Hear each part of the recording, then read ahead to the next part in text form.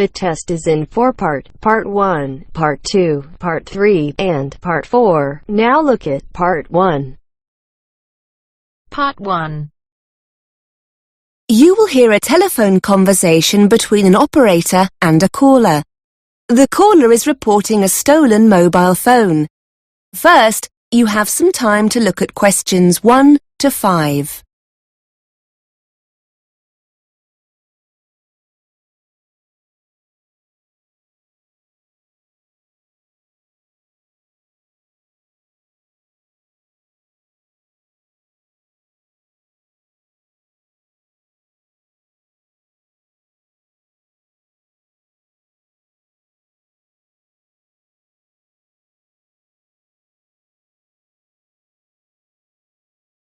Now we shall begin.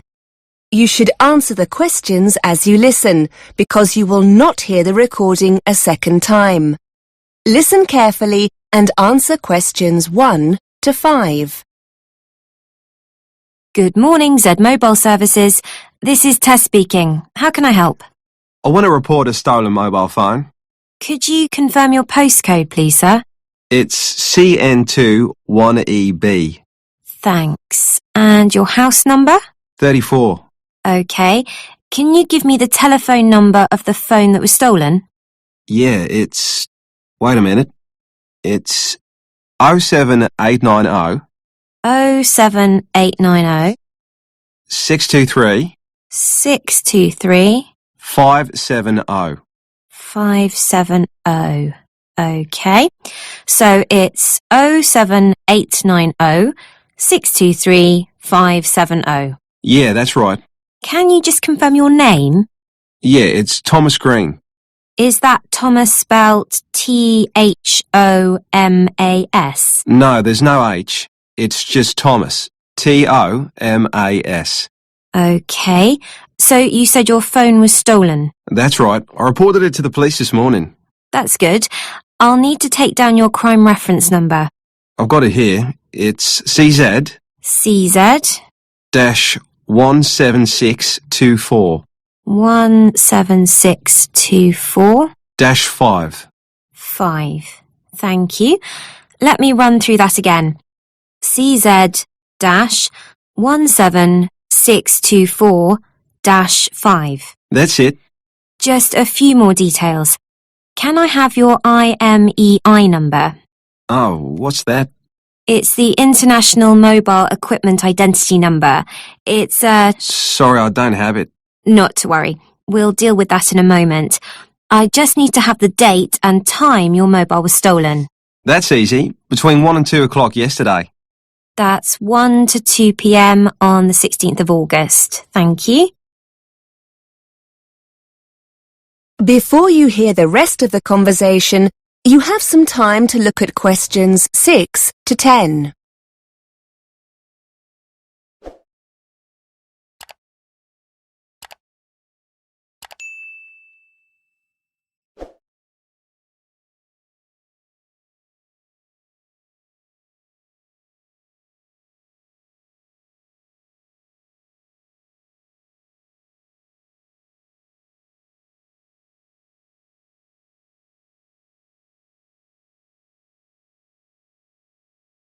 Now listen and answer questions 6 to 10. Now, I just need a few details of the incident, if you wouldn't mind. Sure. I was in the Bang's coffee bar in the city centre. I definitely had my phone with me when I sat down. In fact, I remember checking to see if I had any text messages. But when I came to leave, it wasn't on the table. Did you leave the phone unattended at any time, perhaps to go to the toilet? No, that's the funny thing. Like I told the police, it was very busy in there because it was lunchtime and all the tables and chairs were pushed really close together. There were a couple of other people at my table. Someone must have leaned across when I wasn't looking and slipped my phone into their pocket. Oh dear. I know, it's such a pain. I suppose I'll have to pay for a replacement. Fortunately, you're covered by our 12-month care plan, so there won't be a charge for replacing it this time. But I have to tell you, if it happens again within the next 3 months, you may have to pay a fee. Fair enough. How soon can you send me a new one? We've got 2 options. You can get it sent by courier for next day delivery for a small fee, or we can send it in the standard post free of charge. You should allow about 5 days for it to arrive. That's a bit difficult. I'm going back to Australia the day after tomorrow to see my parents for a month. Any chance you could send it to their address? No, I'm sorry. We can only send replacements to UK addresses. In that case, I'd better have next day delivery then. Okay, so just to confirm the delivery address, is it 34 Solent Gardens? That's it. The final thing we need to do is to put a block on your phone. You mean to stop the thief from using it? I was wondering about that. What I need to do is put your IMEI number into the central register, which will essentially prevent anyone else from making calls from your phone. Now, the IMEI number is a 15-digit number that you can see underneath the phone's battery. Do you have a record of it? No, sorry. Is there any other way to find the number? Yes. We usually trace it from a call you've recently made. In a moment, I'll put you through to my colleague who deals with that. By the time you've finished with him, your mobile will no longer operate. Good. And with your new phone, I'll also send you a crime prevention leaflet, which will give you some tips on how to protect your phone from being stolen again. Thanks. You've been really helpful. Don't mention it. Just putting you through to my colleague now.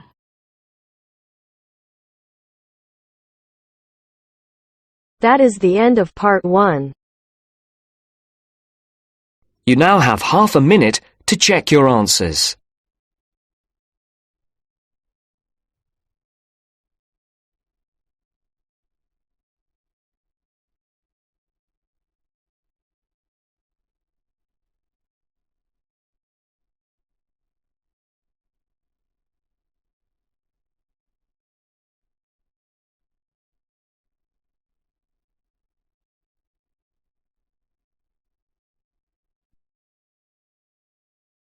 Now turns to part 2.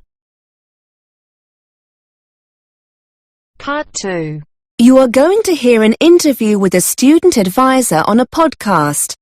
The advisor is giving financial advice for overseas students going to the UK to study at university. First, you have some time to look at questions 11 to 15.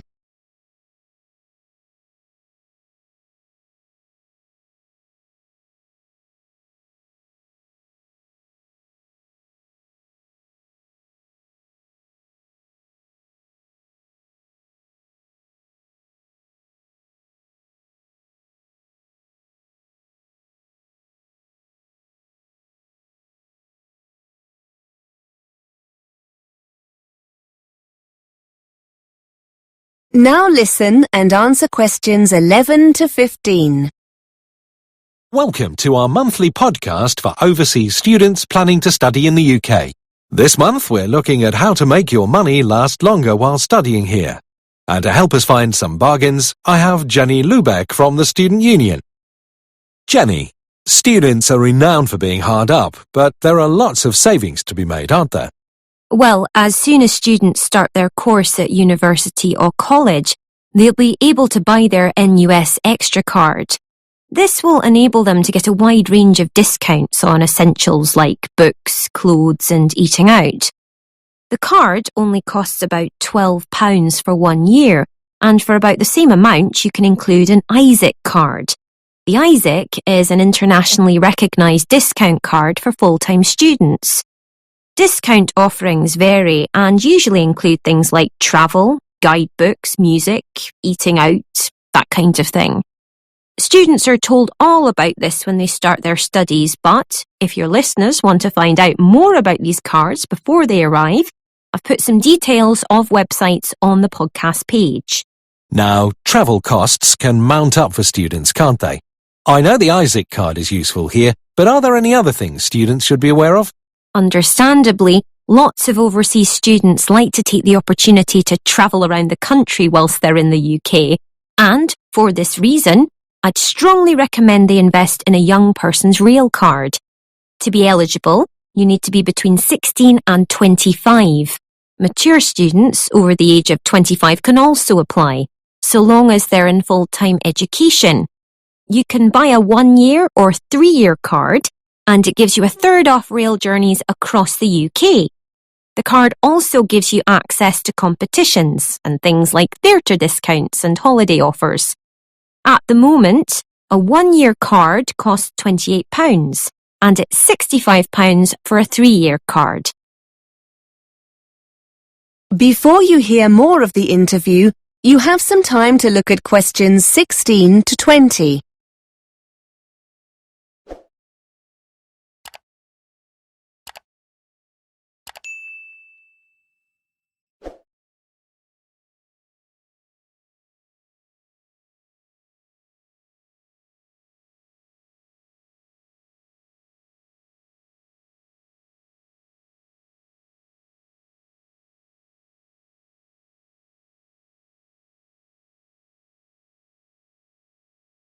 Now listen and answer questions 16 to 20. And what about buses? Well, as well as the rail card, it's also more than likely the local bus operators will offer discounted bus travel with their own travel cards. These aren't aimed specifically at students, but can still save you a lot of money if you use the buses regularly. You can usually get these cards for a week, a month, a term, or a whole year, with bigger savings the longer the period. Another advantage of these cards is that, as well as making it cheaper to commute to and from university, you'll also find them very handy free transport whenever you need to do some shopping or visit friends in your area. Are there any cultural things that students coming to the UK might not be aware of that can save them money? Some overseas students are surprised by the amount of recycling that goes on in the UK and how much money can be saved in the process. There'll be a roaring trade in used course books in the student union on campus. Lots of students who were on the same course as you the year before will be selling their books at the end of their course. They'll be a lot cheaper than buying them new. Off campus, you'll find lots of charity shops in your local town centre with a good selection of novels, and you'll often get some really nice clothes, CDs and DVDs that people have donated, and all at very cheap prices. Of course, shopping in this way means you're contributing to a worthwhile cause as well. And check your local paper frequently for car boot sales. Car boot sales are a very British style of market, where private individuals come together to sell home and garden goods. In fact, they're a great way of recycling some of your own unwanted stuff and can help you make some money in the process. Finally, there are websites and mailing lists where local people offer up items they no longer want for free, as long as you agree to collect them.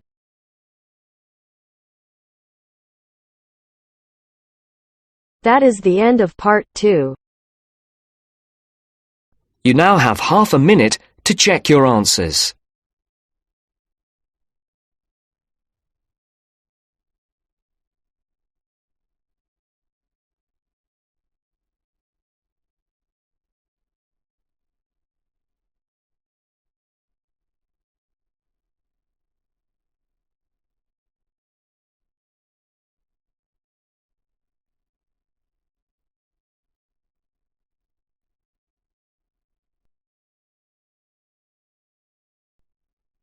Now turns to part 3. Part 3. You will hear two students talking about revising for exams. First, you have some time to look at questions 21 to 23.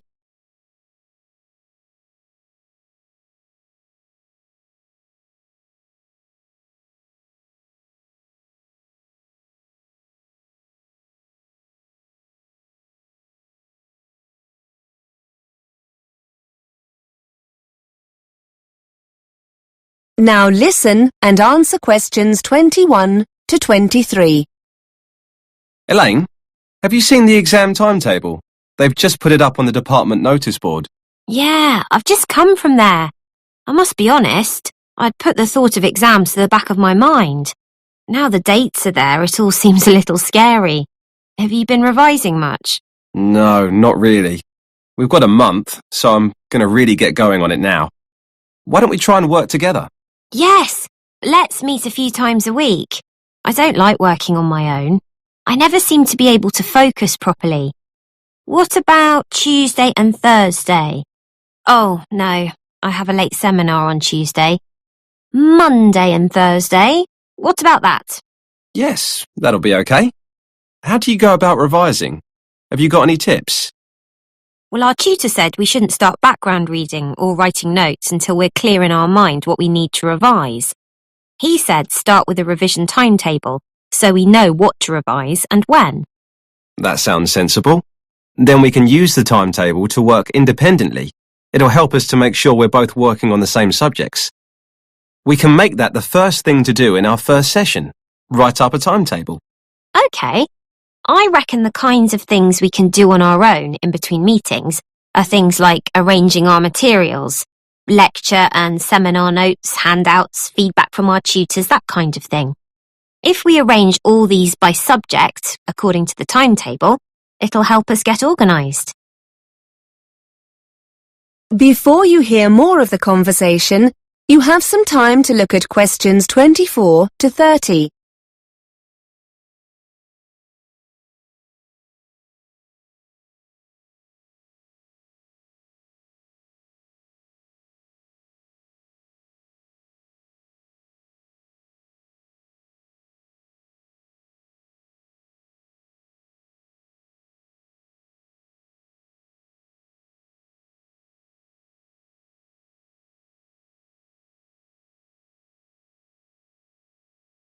Now listen and answer questions 24 to 30. Good idea. Once we have all the content, I suppose we could make notes based on past exam papers. We had a talk about note-taking in one of the seminars. They reckon you shouldn't copy word for word. It helps to learn things if you paraphrase main points. And don't just copy loads of facts either. Try to get a feel for the main arguments or theories and match any facts to these. I also like using mind maps or spidergrams when I make notes. It means you can put down a lot of information, but so that it's nicely organised. It also means you can add new notes after. And bullet points. They really help you focus on main points rather than trying to link them together in sentences. We also need to remember to make a note of where the information comes from. The author, publisher, that kind of thing. That's really important. Otherwise, when you're writing the assignment, you can never remember where you got a particular quote from. I know I said earlier about testing each other when we get together, but now I think about it, do you think it would be a better idea to talk through our notes on a particular subject? Have a kind of discussion between ourselves? We could use the questions in the past papers to base the discussion on.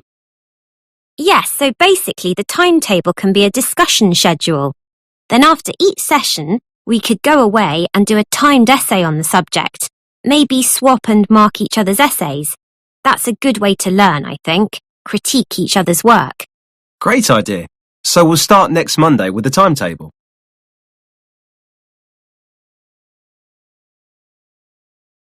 That is the end of part 3. You now have half a minute to check your answers.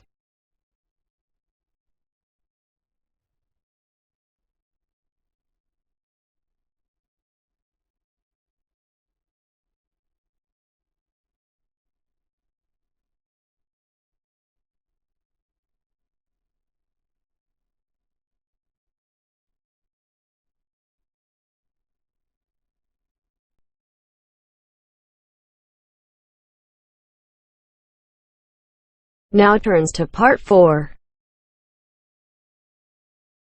Part 4. You will hear a lecture on immigration patterns. First, you have some time to look at questions 31 to 40.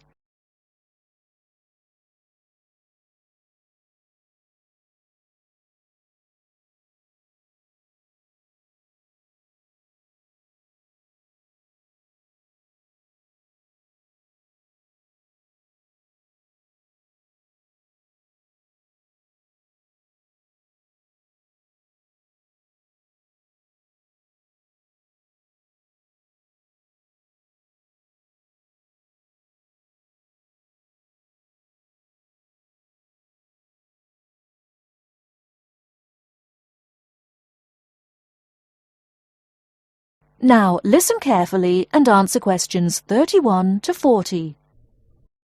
This morning, I'd like to focus on New York as a model for understanding immigration patterns in relation to national rather than international change. Firstly, it is important to understand that migration patterns are primarily affected by the rules of immigration, which determine the conditions of entry. After that, internal changes can affect patterns considerably. To highlight my first point, let's study this diagram of Ellis Island and the process of admitting immigrants in the late 19th and early 20th centuries. Upon arrival at Ellis Island, people underwent a series of examinations and questions before being allowed to enter the US. First of all, there was a medical inspection to ensure the immigrants were not bringing in any contagious diseases. Anyone who did not pass the medical examination was refused entry to New York and sent home on the next available ship. If the examination was passed, immigrants were required to take a further examination, this time a legal examination to establish whether they had any criminal convictions. After this, immigrants were able to change currency and purchase tickets for onward rail travel from New York. Having completed this simple process, immigrants were told to wait. This wait could be as long as 5 hours before boarding a ferry to take them to New York City. This simple system allowed millions of immigrants to enter the US and is largely responsible for the ethnic makeup of the city today. Even though the immigrants themselves may have had a variety of reasons for deciding to migrate, it was only possible because of US national immigration laws. Moving on to the second point, how changes within a country can have as much or more of an effect than those outside the country, various parts of New York have changed radically in their ethnic makeup over the last 200 years. Communities became wealthier, governments introduced new laws, and employment opportunities came and went. These factors affect where people choose to live or force them to move to somewhere different. For example, most people think that the population has changed in Manhattan due to the rise of its importance as a financial trade center, which is true to some extent. But, like the Ellis Island example, a change in politics, namely a change of mayor, allowed the city to boom as a financial center, and this resulted in different types of people moving to the area. Brooklyn is an interesting example too, and we'll be looking at it as our case study later in the lecture.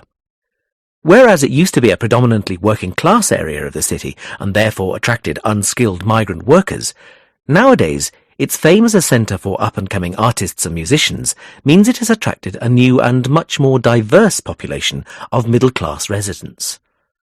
Finally, Queens has shown a dramatic change in its population over the last 50 years due to the airports there. This means that the number of airline staff living in the area has dramatically increased and changed the nature of the local population. Finally, I'd like to use Brooklyn as a case study of local change. Brooklyn's population has changed significantly over the years, and this can most easily be seen in its economic activity.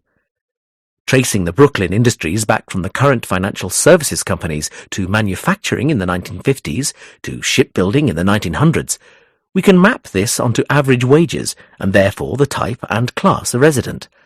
And this has affected the population density too, which has been steadily increasing over the past 100 years from 1.5 million in 1900 through to 2 million in the middle of the 20th century to the 2.3 million inhabitants today. In fact, Brooklyn is suffering from considerable overpopulation now. But this large population increase was due not to employment, but the building of the subway, which linked Brooklyn to other areas of New York.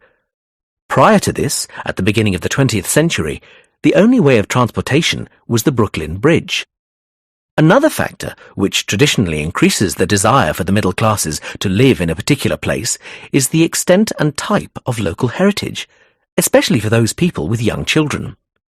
In Brooklyn, this is evident in the increase in population after the construction of Coney Island. The modern-day equivalent of this is the restoration of Prospect Park, which has brought more middle-income families into the area. That is the end of the listening test. In the exam, you will have half a minute to check your